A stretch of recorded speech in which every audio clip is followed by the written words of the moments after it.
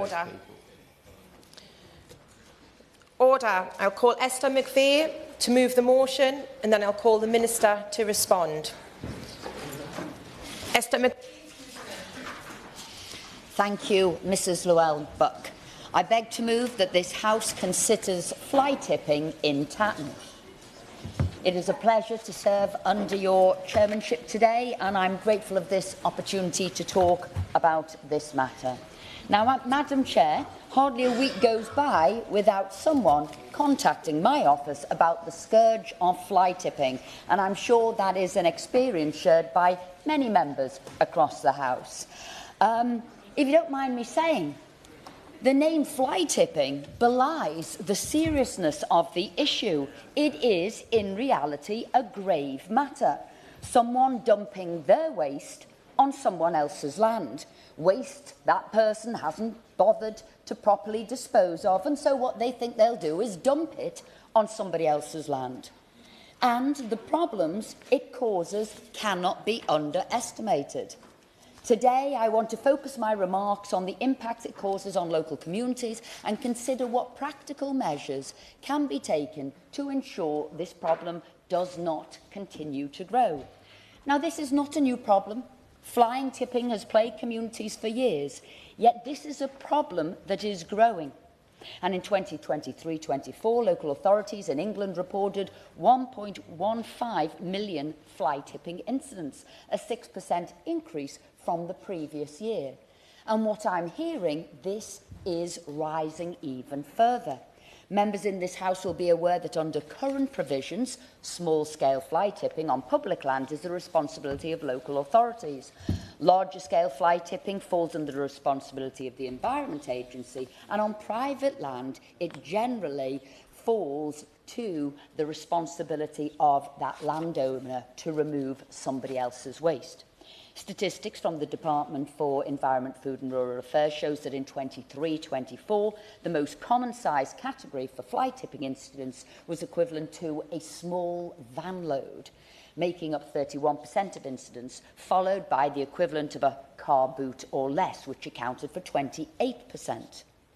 Now, whether it's beside a road, it's in a car park, on a public footpath or open fields, we have all seen it, and I share the frustration and upset felt by residents because of the impact that dumping of rubbish, no matter how big or how small, has on their communities. And fly tipping is rising across Tatton, from household rubbish to dump tyres on Crowder's Lane in Latchdennis, to waste on the side of the A556 at Lostock Raylan towards Plumley, to household items such as mattresses on Holmes Chapel Road, Allostock, to waste dumped in the woodlands of Broad Lane, Sproston, to the Sainsbury's car park in Wilmslow, and on the Marston Playground, and that list is growing. Now, the process to report fly tipping to local councils is unnecessarily difficult, requiring excessive back and forth of communication. For example, when I reported fly tipping incident on School Lane, Pickmere, late last year, it turned out to be a veritable ping-pong of emails between department and then a trawl of website pages just to report the incident.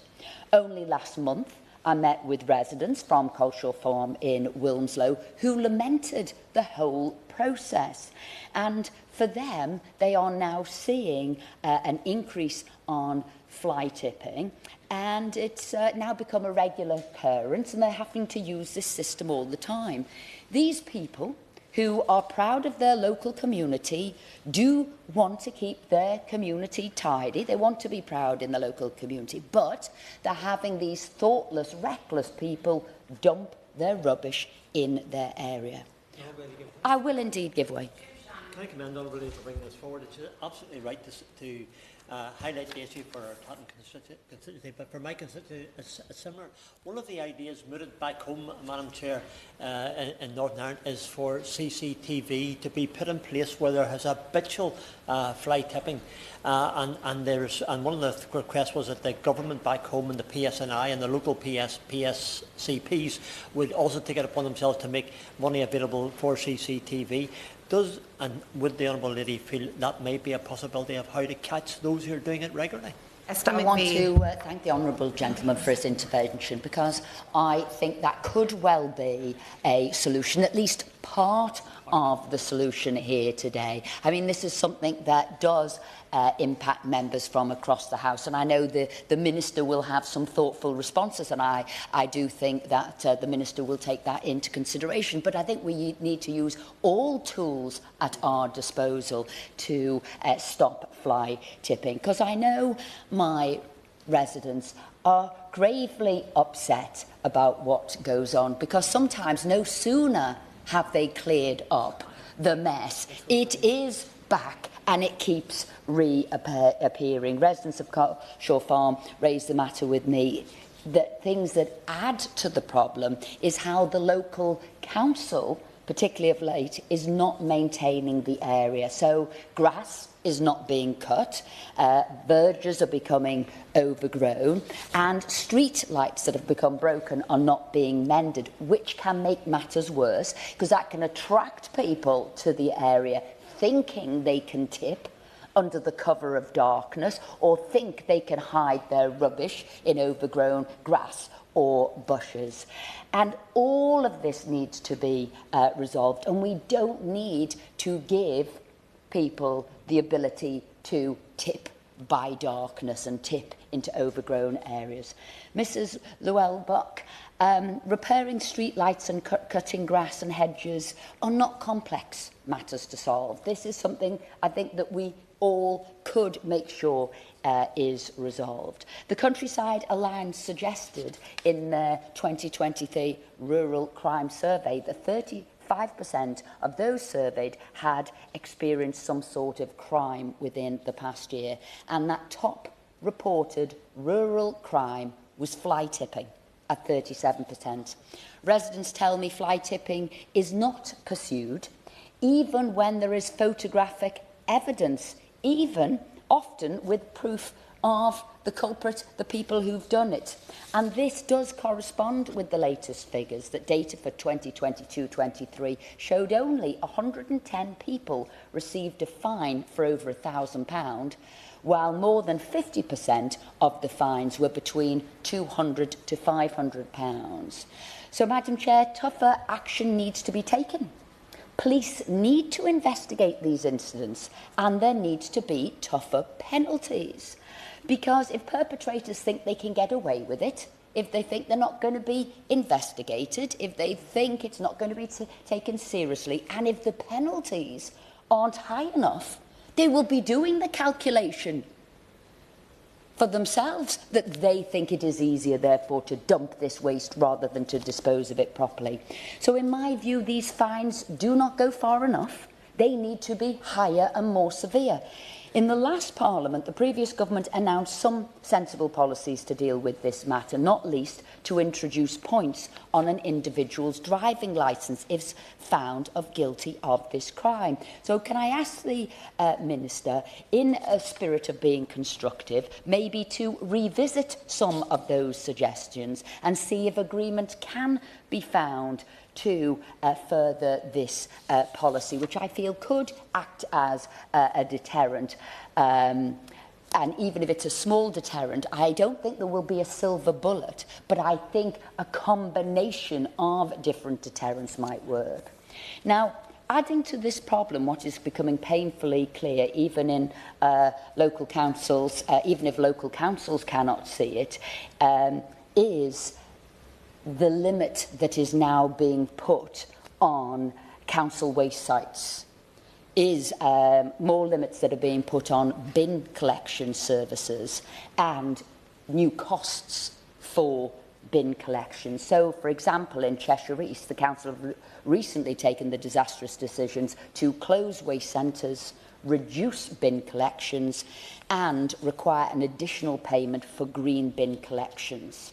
And if there's no tip left in your area, residents, and if a tip is left in your area, residents now need to book at the weekend or book on a bank holiday to visit that tip, which again It's just a barrier to doing the right thing if you have to go through all these hurdles to try and dispose of your rubbish properly. And starting next year, bin collections will now change from fortnightly to 3 weekly, and as well as the council charging for green bins. Now in Knutsford, since changing the green bin collection, we're definitely seeing more and more garden waste being dumped. And one resident said to me it's because they think people can't afford this green bin charge, and they've called it locally the green bin tax. On top of that, in Cheshire West and Chester Council launched a consultation in July on its proposals to change the way waste disposal is managed. Among the proposals is a change to limit the amount of DIY waste that can be brought to tips without charge, and a pre-registration of vehicles arriving at the tip. Councils are saying that they are closing their tips and reducing the access to waste collection because it will save them money. And Cheshire West say changes will help them reach their climate goals. But in reality, local authorities have spent an estimated £64 million in 2023 clearing up fly-tipped waste from public areas, an enormous burden on the public purse. These measures are more likely to act as a catalyst for fly tippers, and any savings that they've got from, the cost of green bins and cutting and closing down tips are likely to be eaten away by the cost of fly tipping. Once again, there, I do believe, is a lack of foresight. Now, the latest available data shows there were 4,108 incidents of fly tipping reported in Cheshire East. That's 79 a week. Residents cannot afford for this number to keep growing. What is needed is better financial management and a deeper understanding of how to prevent this issue. Fly tipping is not a victimless crime. The victims are the landowners, the local communities and taxpayers who are left to shoulder the cost. Because if you dump on private land, it is the private owner who has to clear that up too. What we need is a joined-up approach, one that aligns government policy with councils. We need consistent enforcement measures and deterrence for potential offenders. We cannot continue to pay the price for other people deliberately leaving their rubbish on somebody else's land. It's not just the cost to remove the rubbish. Dumping waste also presents a risk to public health. Some people don't know actually what has been dumped. It can be toxic waste, and if it is left there for some time, it will attract vermin. One further point I'd like to add is the concerning increase on levels of large-scale commercial tipping on our farmlands and in our countryside. And this is now growing to alarming scales. I don't know why people are doing it. I don't know the root causes. I'm not saying it's an escalation of fly tipping. We're seeing an escalation of fly tipping on its size and on its regularity. But this is where people are buying land in the countryside under the guise of doing something else, and they are opening illegally tips as if they were commercial tips, charging people to bring in their rubbish and dump it on agricultural land.